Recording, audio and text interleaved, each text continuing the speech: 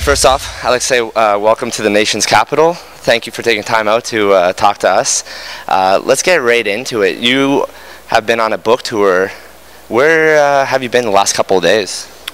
Started in St. Louis this last week. The NCAA Wrestling Championships were going on there. They had a big fan fest, and we had 2 days of book signing there. Went to Toronto, had a book signing there at the Extreme Couture, the gym in Toronto. Went over to Hamilton, did a book signing there at a little bar there. And Jeff Jocelyn's. Yeah, Jeff Jocelyn's place and a little bar there that he supports. And then here today in Ottawa. So, yeah, it started in December in the UK. We went to London. We went up to Scotland, Dublin. We did 6 stops in the UK in about 4 days. So it was action-packed. And then we went to New York and Las Vegas on top of that. So. Wow. So you've been very busy with this book. The title, The Last Round. Can you explain maybe why you chose that title? Well, it absolutely was my last round. It was a kind of a pictorial essay of my last training camp and my last fight in mixed martial arts. So it seemed like a fitting name. Okay, your last fight in mixed martial arts, you go into the movie career, The Expendables. You can't even get a bigger cast than this. I'm going to name some. Obviously, you got Sylvester Stallone, Dolph Lundgren, Jet Li, Jason Statham, Terry Crews, yep, and yourself. Schwarzenegger, Willis, Dolph Lundgren. We added Norris. We added Van Damme. Scott Adkins. It's a who's who of action stars for sure. So out of all those people named, which one of those would you not want to fight? Which one of those would you hang out with? And whose movies do you like the best? Hung out with all of them. Yeah. Who's your favorite to hang out with? You know, I had the most fun with Terry Crews and Dolph Lundgren. They're the guys I spent the most time with in the movie and was in the most scenes in the movie with, and so we got to know each other pretty well, both in the first and second movie. And in a lot of ways, our characters are kind of the backbone of the movie. And obviously, there's the marquee guys, the Statham and Stallone, who are the 2 lead characters in the Expendables, mm-hmm, and of the Expendables. So I had a lot of fun with them. Got to hang out with Bruce Willis, and he's always very nice. I did another movie with him last year called Set Up, and got to know him a little bit.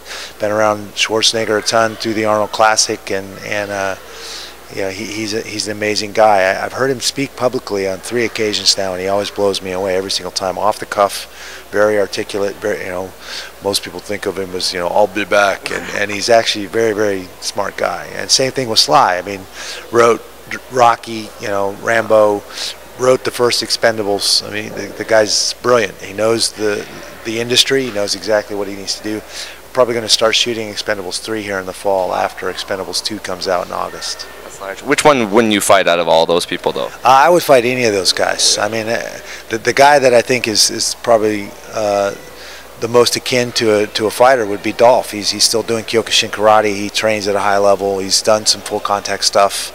He's a 6'4". He's a big, fit guy. But none of the other guys have any pretense that they're fighters. They're great athletes and they're great at what they do. But Dolph would be the closest thing to a fighter, a guy that's done some combative sports. Nice. I just wanted to know, actually, your wrestling was at such a high level before entering fighting. Post-wrestling, how did you keep it so sharp, like at that level, and continue to evolve?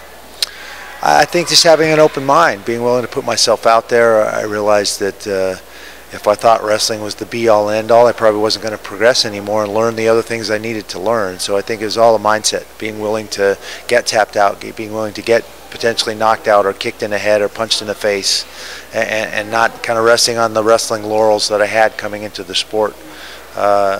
Being willing to work out with anybody, didn't matter who it was. I wanted to learn. I enjoyed that aspect of MMA, and I think that's what got me down the road. Nice. Obviously, we're the BJJ Addict, so I got to ask you, who's someone in Brazilian Jiu-Jitsu that it wows you when you watch them? I've been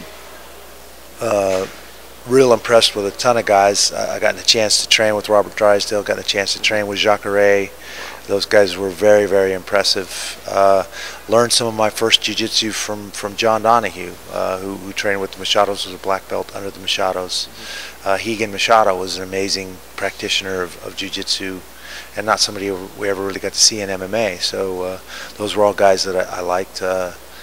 Marcelo Garcia is ridiculous, and he competed in the PSL that I competed in when I grappled with Ronaldo Jacare de Souza's. And I mean, I'm a wrestler at heart, and grappling is just wrestling flipped over in a lot of ways. And so it's very intriguing to me, and it's something that I've spent a lot of time in the last 14 years studying. So I love to watch it. All right, I just want to say thank you for taking your time out once again. Thanks for watching the BJJ Addict. This is Randy Couture. Perfect, thank you. Very nice talk to you.